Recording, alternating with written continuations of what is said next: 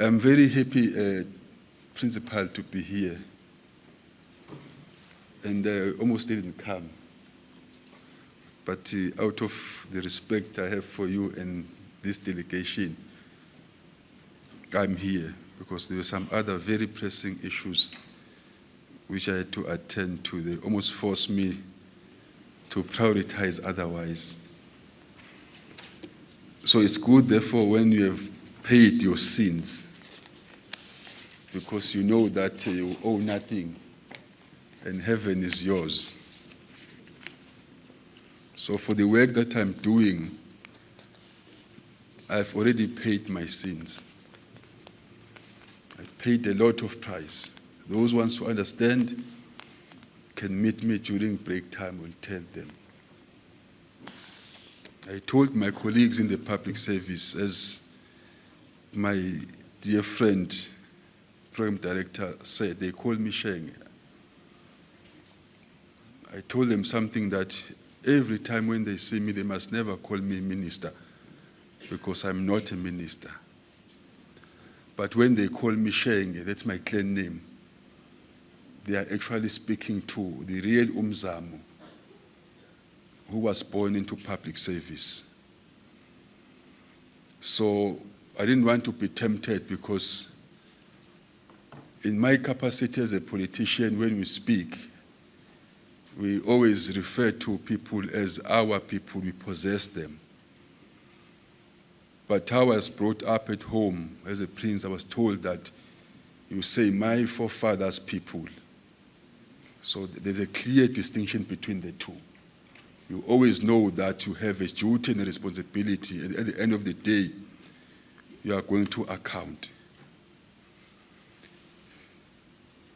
I want to greet my principal,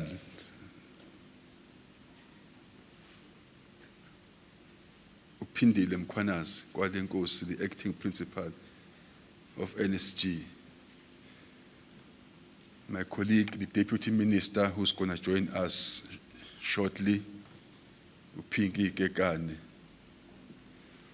All members of the PSTF Advisory Committee present, accounting officers, HRD practitioners from the three spheres of government and other organs of states, executives and representatives from PSITA, all other sector and education training authorities present, representatives from the higher education institutions, professional associations, distinguished guests, and ladies and gentlemen, I greet you this morning.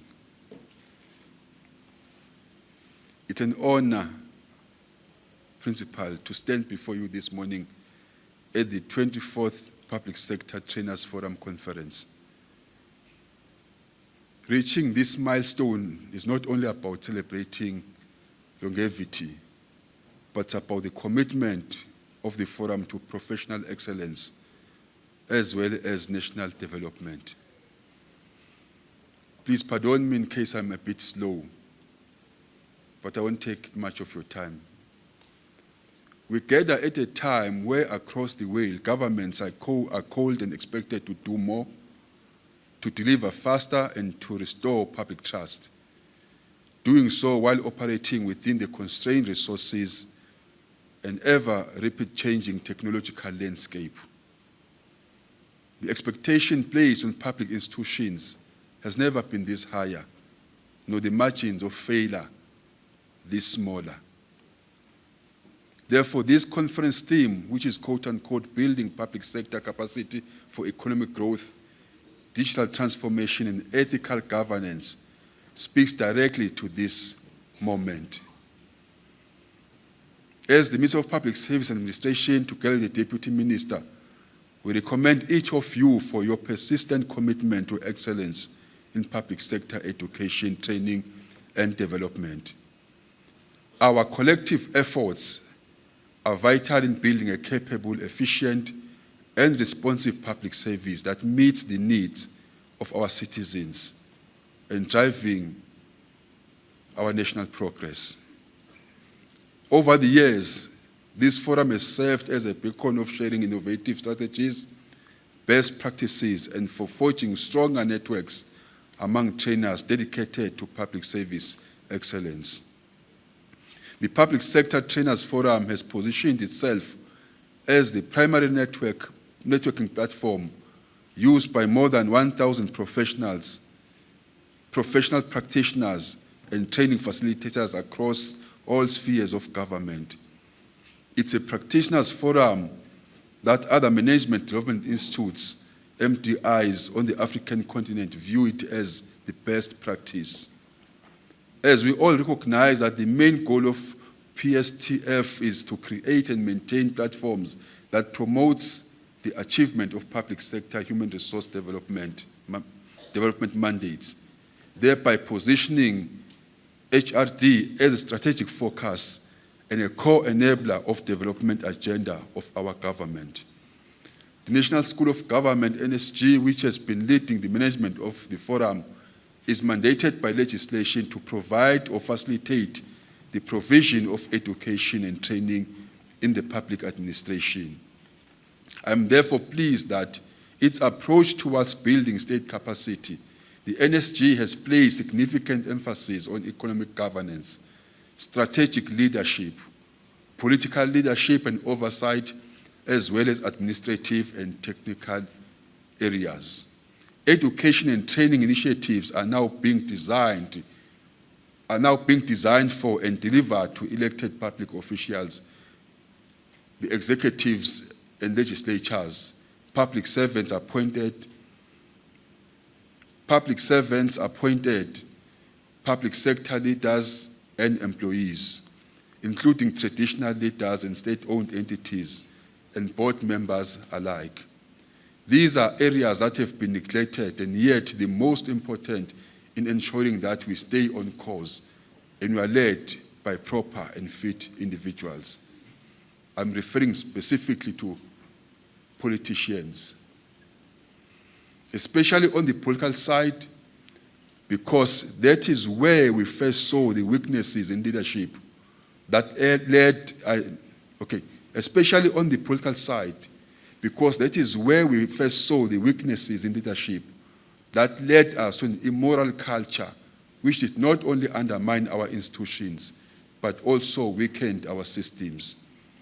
This conference therefore provides an opportunity for us collectively to reaffirm our commitment to continuous learning, embracing technological advancement and fostering a culture of professionalism and integrity across all levels.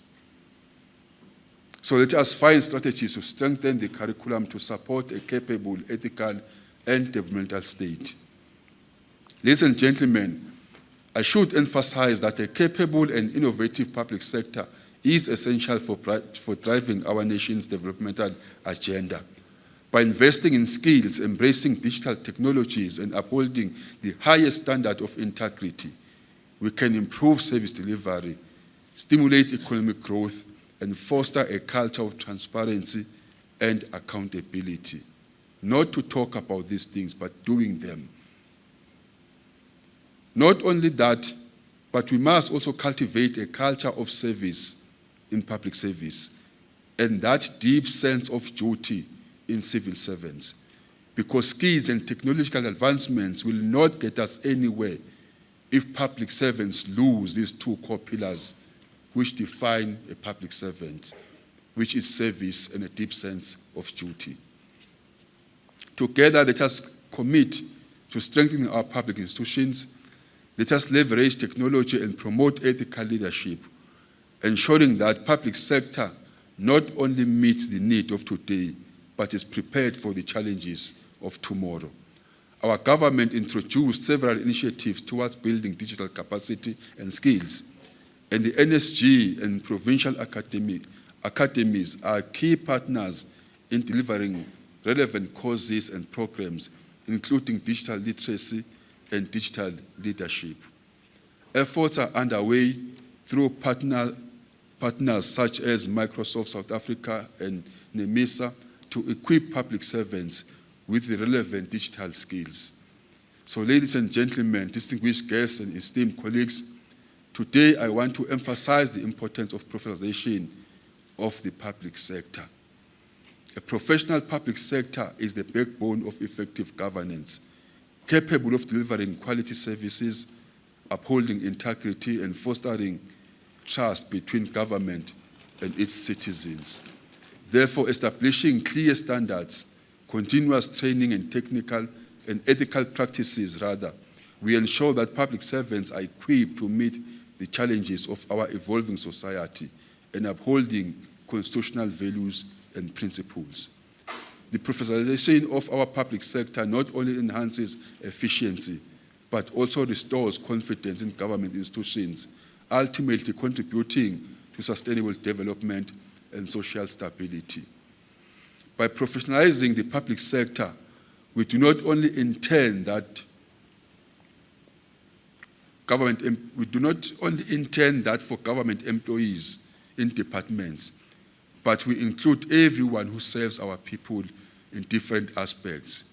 That is why our programs in the NSG even include Inkosi today, traditional leaders who must also be modernized, must also be professional and go with the time.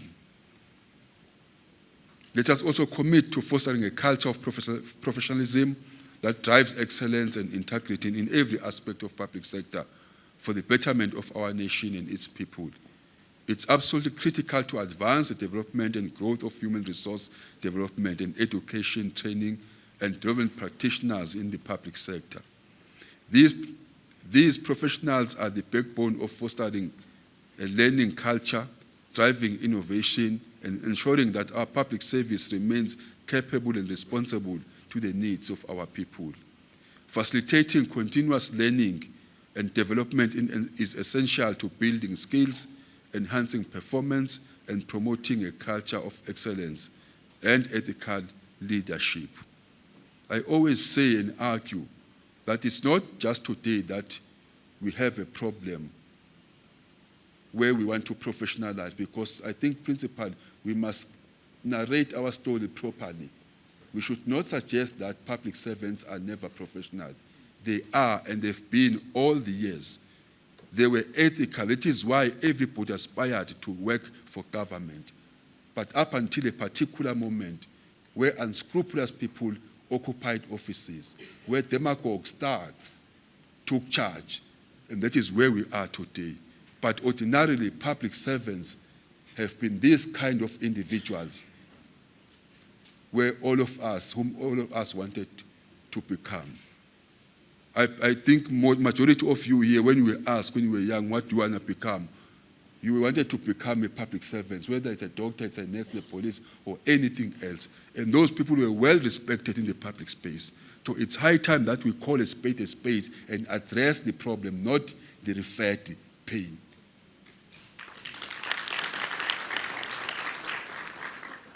It is therefore our collective responsibility to investing in our HRD and ETD practitioners, empowering them with the tools, knowledge, and opportunities they need to transform the public sector into a dynamic, capable, and future-ready institutions. And I'm very happy that in the 7th administration, there's a strong political will to turn the corner. We are beginning discussions now to say we shall never see these changes we talk about if the rot in political parties is never addressed. We must begin as politicians to sort ourselves as political parties. If our parties are professional, then we are going to have professional public service who understand what is professionalism, who do not interfere, who allow people to do what they are paid and what they know better. This conference provides a unique peer learning opportunity to learn from experiences across different sectors and the continent. I'm most happy to see a professor here who's not coming from our country, meaning this platform is giving us that opportunity to learn from each other from across the country, across the continent, adding richness and depth in our program. At the heart of all our ETD initiatives, remain the principle of Ubuntu, which is Batupile, which serves as the cornerstone of our service, regardless of technological advancement and the disruptions posed by climate change and geopolitical instability. Using this cornerstone, we can equip our public servants with the competence to navigate the ever-changing landscape, ensuring transparent, accountable, and effective service delivery. In our pursuit of excellence, it's imperative that we also focus on inclusivity and diversity in our training programs. This is to ensure that all public servants are empowered to contribute meaningfully to our nation's developmental agenda. And capacity building is not a once-off intervention, but a continuous process of renewal. As technology continues to evolve rapidly, we must leverage digital tools and innovative methodologies to enhance learning experience and reach a broader audience. Our goal is to cultivate a public service that is not only competent, but also adaptable and resistant in the face of global challenges. I urge each of you to reflect on the impact of your work and to renew your commitment to promoting a culture of continuous improvement and professional growth. Let us also strengthen our partnership with academia, the private sector, and civil society to enrich our training initiatives and align them with national development priorities, as I've seen on your programs, that all your programs for these 2 days are aligned with our national priorities. Let us also remember that the ultimate beneficiaries of our work are not our departments, but the citizens we serve, especially those that are the most vulnerable among ourselves. But maybe I should not say this. Together we can transform. You see, colleagues, the future of our country and our countries lies here, not elsewhere. It's never outside, but here in this room. And if you don't become aggressive, if you don't be resolved and intentional in changing the course, you will never. I was hoping the DG was here, public service, and the directors were here, I hope. But to everyone who is here, they know, I told them, that if I'm going crazy, they must tell me that, Minister, you are going crazy, you know nothing, we can't do that. Yes, they must put me to my place because we have a clear agenda. Here we talk about the most vulnerable. I've never seen what is happening today. Not even here in South Africa, everywhere. The most vulnerable people are suffering because there is lack of leadership. We mistaken activists with leaders. There's a difference between an activist and a leader. If you're an activist, you can destroy this within 1 second. And that's not what we need now. We have gone past the stage. Apartheid was dealt with 30 years back, so we need fine brains that will begin to build this country. And we must know that we've failed so far. But I'm happy again that in this administration, we are beginning to see signs of growth. Our rand is strengthening every day against the dollar. Those are signs that there is something that we are beginning to do right, but we are not yet there. May we remember that the success of our public sector and that of our nation depends on both the quality of the people who serve within it and on the quality of the training that shapes them. Once again, I want to thank you, Principal, for the opportunity and for your dedication, all of you, and for the most important role you are playing in shaping the future of our sector. In one conference I was addressing, I told them that I do not have, what is this, a life cover, you call it? Is it a life cover? All this investment and all that. They asked me, how come you can be so foolish? As I took a deliberate decision not to do that because I'm at this capacity. I am building in my own way, contributing to a state that must be able to take care of me when I'm weak. The problem of being led by people with second option and officials who have second options will never make it. But if you know that one day you are going to retire and your money will be used and finished, is this state that you are building today, that you are part of building, going to take care of you?